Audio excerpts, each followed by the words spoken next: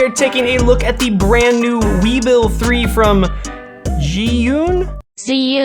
And it's exciting because it is a complete redesign from the Weebill 2 gimbal. They really listen to feedback. Like pretty much every feature on here is a direct result from what people were saying about the Weebill 2 and what they said that they wanted for the next gimbal. Today we're gonna go through this thing's price, weight, size, features, kind of how everything has been changed, what have those upgrades been, and particularly we're gonna talk about one feature that if you fly gimbals, it's kind of mind-blowing, especially for a gimbal that is this small and lightweight. Now for the price of this gimbal, there's kind of two packages or two ways you can buy it. The one is $449, and that is just gonna get you the gimbal itself and the dual plate quick release system. Then you also get the cables to control it, and you get kind of one of these older style containers for it. But then for the combo package at $529, you get this handle here, you get this wrist plate, and you get this tripod. We'll talk about those three in a little bit here, and you get everything else, as well as a bag, but they didn't send me the bag. They said the bags weren't ready, so they sent me the combo package minus the bag. But this setup right here is $529, and I would say it is well worth it to get it because I pretty much always have a tripod on any gimbal that I'm flying. I always have a second handle, especially for this gimbal, because to kind of go into that underslung mode, you want that top handle. And then this wrist plate, I've never had a wrist plate on a gimbal. I didn't know that was a thing, but now that I have it, I don't think I want to fly without it. Again, we'll talk more about those when we get to the features of the gimbal. Now, the weight on this thing and the size, those are probably the two kind of most shocking things for me was, let me turn it off real quick. I'm gonna break down this whole gimbal kind of into its pieces, and we will lock up all these axes. So once we have all the pieces off of here, look at the actual gimbal itself, how ridiculously small this thing is. One thing right off the bat is the grip size. The grip size is much smaller now. It fits in your hand so much better than most gimbals. Most gimbals are just really fat right here, so they're kind of harder to grip for a long period of time. This one is feels like a bicycle handlebar. But then the weight of this thing, this by itself is 1.1 kilograms or 2.4 pounds, which, man, in the gimbal world, this feels like nothing. And then once you add on the tripod, the handle, and the wrist rest, that brings us up to 2.43 pounds or 1.24 kilograms, which again, this is kind of how I'll always be flying it. So 2.43 pounds is the number that I will kind of know that this thing weighs. Oh, that includes the quick release plates also. So 2.43 pounds, including quick release plates. But that is super lightweight for a gimbal that again can fly a decently sized camera. This is the A7S III with the 24-70 G Master lens on it. This thing is not a lightweight setup, but it flies on this, no problem. Let's see how much this weighs. Where's my scale? Ah, there you are. This whole thing weighs in at 1,630 grams or 3.95 pounds. So an almost 4-pound rig can fly on a 2.4 pound gimbal, no problem. I was gonna talk about balancing later, but since I took it apart, let's talk about how to balance this gimbal really quickly, because it is, it's real easy with these axis locks. It's crazy that back in the day, we didn't have axis locks on our gimbals. So the Weebill 3's plate system is this plate here, and you can see there's kind of these like fatter grooves at the back end. That is what their quick release plate locks into. So we're gonna put this plate on here first. That quick release plate right there, it just kind of slots in and it's always gonna go to the same spot. So the idea there being that once I have this balance, I can undo just this piece, take the camera off, go do whatever else I need to do with it, film maybe from a tripod or from a slider, come back to here and I'll put that right back on and boom, the camera goes to the exact same spot. So you don't have to rebalance the gimbal just because you took the camera off to go do something else with it. Okay, the balancing process. First, you want your camera exactly how you're going to shoot it. So on a 24-70 lens, if I want to shoot at 24, I want that already done. If I want to zoom in to 50, I want that already done, because you see, the weight changes obviously as the lens moves out. So I'm gonna shoot at 24, have it nice and tight in there. The very first thing that we are gonna undo is this axis right here. So I undo that guy, bink, and you see if I just let it go, the camera falls forward. So we're gonna use this switch on the side here. I'm gonna undo that, and now I can move the camera forwards and backwards, and I'm just gonna do it until it balances all by itself. Beautiful, balanced. Lock that in place. Then I'm gonna take the camera, I'm gonna point it straight up and down, let it go. It falls back down, I don't want that. and we're gonna unlock this bit right here. I'm gonna slide the camera back. Now it's kind of falling back, go forward just a touch. Really small little adjustments is what I'm doing here. Beautiful, flat and up. That axis is balanced. The next one we're gonna do is back here. I'm just gonna unhook this guy and let it go. And you see I'm rolling to the right. Oh, my flip out screen isn't out. I use a flip out screen almost all the time on my camera. So flip that out because again, that's gonna change my balance, right? If the flip out screen's in, there's more weight that way. If the flip out screen's out, this little bit of weight, it balances it. Beautiful. So you can see you really want your camera exactly how you're gonna be shooting it before you start balancing it on a gimbal. So now every other axis is done. The only one is this last axis. All I do is unlock that bottom one. I'm gonna turn the camera sideways like that, and then I'm gonna tip the gimbal forward, get turned to the right, which means that I need to back it up a little bit. This gimbal's balanced. That took like 2 minutes. It is stupidly fast. And then again, because of this quick release plate, I can unlock this camera, I can take it off, I can go do something else, go film something else, and when I come back and lock it back on there, it goes right back to the exact same spot, and I'm balanced again. Then we just turn the gimbal on. Now you're off and flying. All right, so let's talk about some of the design and features that they did on this, and especially the ones that they listened to from you and me and our feedback from the Weebill 2. And the number one feature that I think this gimbal has is a 21-hour battery life, which is bananas. The Weebill 2 had a 9-hour battery life. So from 9 hours to 21 hours, that is a massive leap in battery life. Now, battery life does depend on how much you're using it. So the more that you're stressing those motors, the more that you're moving around, the lower that's gonna be. But even let's say it's 10 hours, 10 hours is plenty to say that this is an all-day gimbal, if not a multi-day gimbal. So if you're only shooting for 2 to 3 hours per day, you might be able to use this for multiple days on a single charge, or at least one full day, 8 to 10 hour day.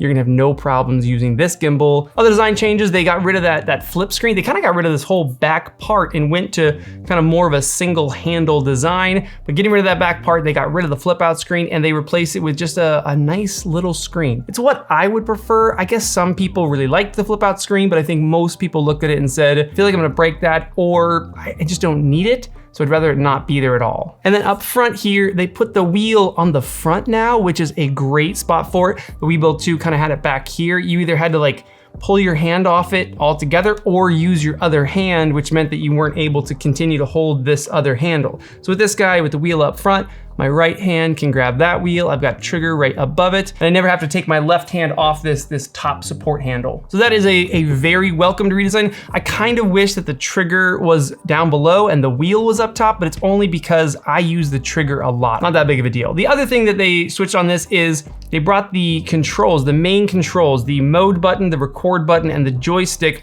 right here. So your thumb just kind of comes up and boom, you are on the main controls right there. You can switch through modes right there. I can start and stop my recording, and then I can do certain gimbal maneuvers based on that joystick action. Notably though, just like the Weebill 2, this is very much a right-handed gimbal. Because of where the controls are, that your thumb kind of follows right up into them, if you had your left hand on there as your main controls here, you would really have to pull off kind of really awkwardly to get your left thumb to get to those controls. So even if you're left-handed, I would recommend that you fly this gimbal right-handed. How many people are left-handed in the world? How many people are left-handed in the world? Approximately 10% of the world's population is left-handed. 10% of the people, you're gonna need to use your right hand. The handle and the wrist rest, those are both redesigns. The handle is not so much a redesign as much as they kind of just took it from tripods. So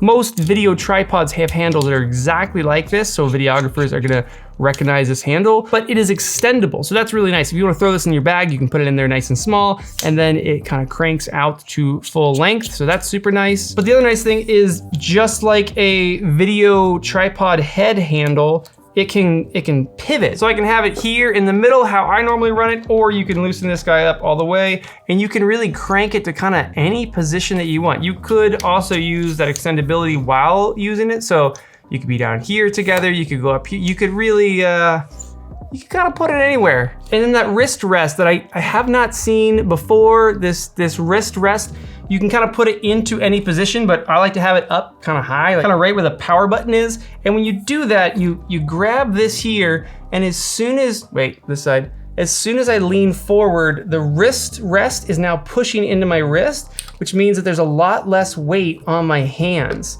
So I can grab those controls, I can do a lot more with my right hand, and I don't feel like I'm like cranking my wrist all day long. And I would say that with this wrist rest in combination with this handle, like kind of where the placement of this handle is, I would say this is the most ergonomic gimbal that I've ever flown. As far as like walking around with it, be able to hold it for a long period of time, those two things, they make that a lot easier. I think that's all the features on the Weebill 3.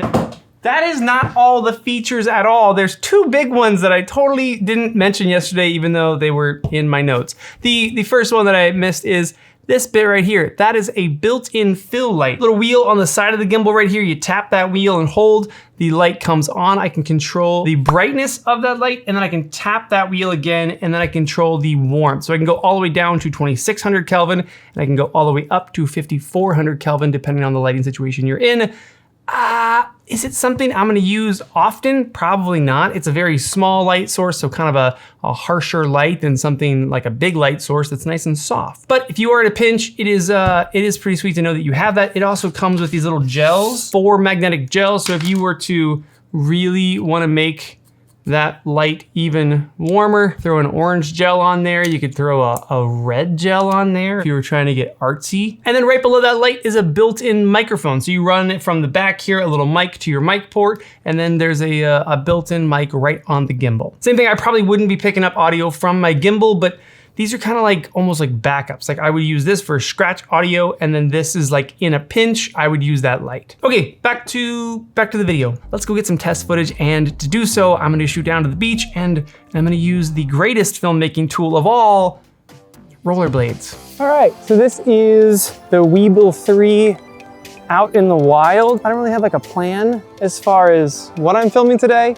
I'm just gonna cruise around PB and get random, cool, Pacific Beach B-roll as I rollerblade.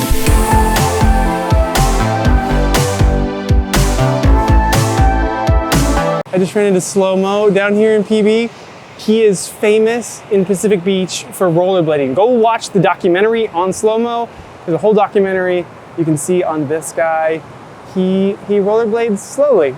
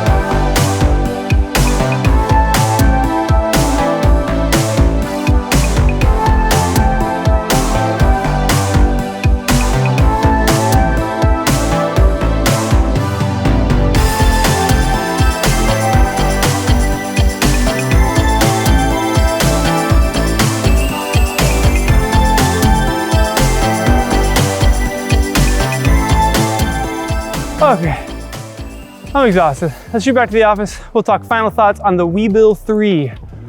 All right, let's wrap this video up on the Weebill 3. The main pros that I see on this gimbal is one, the price, $449 for just the gimbal. Again, I think you should for sure get the combo package at $529, but that is an incredibly affordable price for a gimbal that is this powerful, this small, this compact, and that has a 21-hour battery life. That's like the most mind-blowing thing for me, is 21-hour battery life out of a gimbal this small. And then again, the other thing is just the ergonomics of this thing are so They're so stinking good. Let's also hit on the cons of this gimbal, and the main one that you're gonna hear people say is built-in battery. Because it is a built-in battery, eventually those batteries will wear out, and when they do, so does the gimbal. Now for me, I don't fly gimbals every single day. I would expect this thing to last many years for me, but even a scenario where you are flying this thing daily, you're gonna get a few years out of this thing before those batteries ever die out. The new battery technology is just so good that having built-in batteries is much less of a deal now than it's ever been before. And then beyond that, I really don't have other cons for this gimbal. This is for sure gonna be my daily flyer gimbal now, again, because of the size, because of the lightweightness, and because of that super long battery life. It's just really easy to balance, really easy to fly. I usually like to have more cons, but I don't have more cons. The only con, and I really don't think it's that much of a con, is just that built-in battery. But that is the Weebill 3. I wanna hear what you guys have to say about this. $449 or $529 for the combo. It has a 21-hour battery life, is super lightweight, super compact. What more do you want out of a gimbal? Or did Weebill just make your perfect gimbal? That's also possible. Let me know down in the comments, hit the like button on this video. That is super helpful for me. And maybe subscribe if you want to see more videos about gimbals and cameras and stuff like that. All right, I'll see you guys soon.